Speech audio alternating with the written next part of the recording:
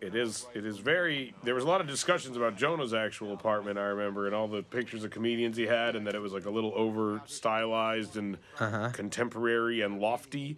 And I guess Jonah never knew we were having those conversations behind his back, and it wasn't until he stepped onto the set it was like, "Oh, you guys!" Oh, really? Yeah, he's like, "You're totally ever making fun of my apartment." That happens a lot to Jonah. It does. It's always a 4-day later. Oh, you guys. Oh, you guys.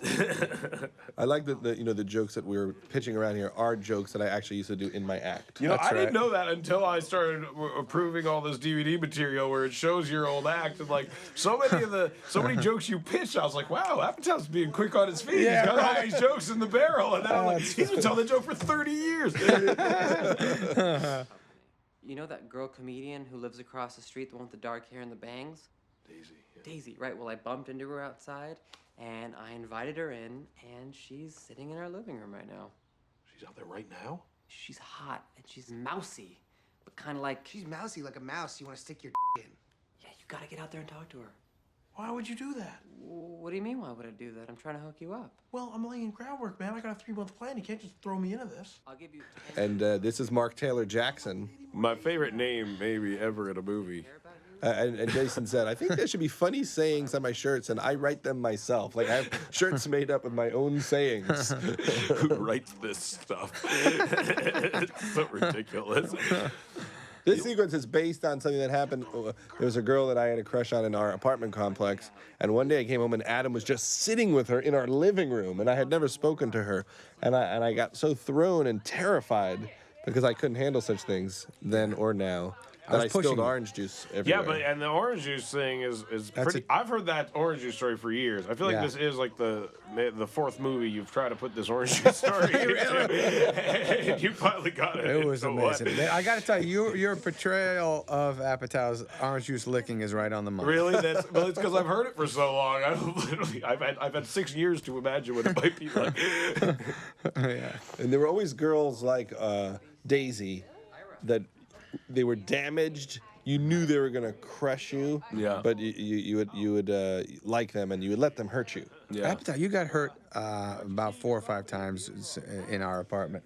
I remember one girl broke up with me and we were on an airplane and she didn't want to sit right next to me on the airplane.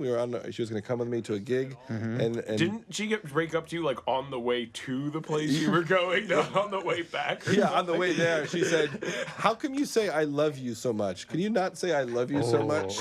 And I knew I was in trouble. That's rough. That's very bad. That's Never awful. good. And it took me about 2 years to get over it. And we were trying to be friends after we broke up, and I was showing her my new apartment, which is brand new, and the carpets were clean, and she walked in and tracked dog shit like 30 feet into the house, where you could see the track of the dog shit, and I was like, oh my God. And then suddenly we had this crazy fight. Like, it led to everything coming out because there's a trail of dog shit. You got to, you obliterated her then? Why did you hurt me? You got dog shit on my heart. And gotta have it. What kind of crackhead terminology is that? What size you want, man? I don't know, man. I just gotta have it. Put some ice cream in a cup with some sprinkles. Put your in a Butterfinger and it for me, please. Put it in the cup. I need it. I'm tweaking. So it's hard to recreate a comedy club and capture the spirit of it. That's what's been done badly in most movies. So here we just set up the cameras and shot it like a documentary and didn't tell anyone how to react or redo anything. And this is Randy, who's supposed Why didn't you have Randy fall off the stage? He should have fallen That off. would have been pretty funny, and everyone goes crazy.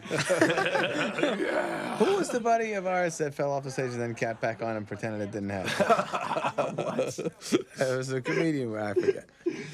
You can't do that. You have to acknowledge that. Yeah, you should acknowledge that probably. There's always guys like Randy who are really they're funny but actually don't have talent. Yeah. They get big They laughs. got energy. They got energy. Yeah. It's true.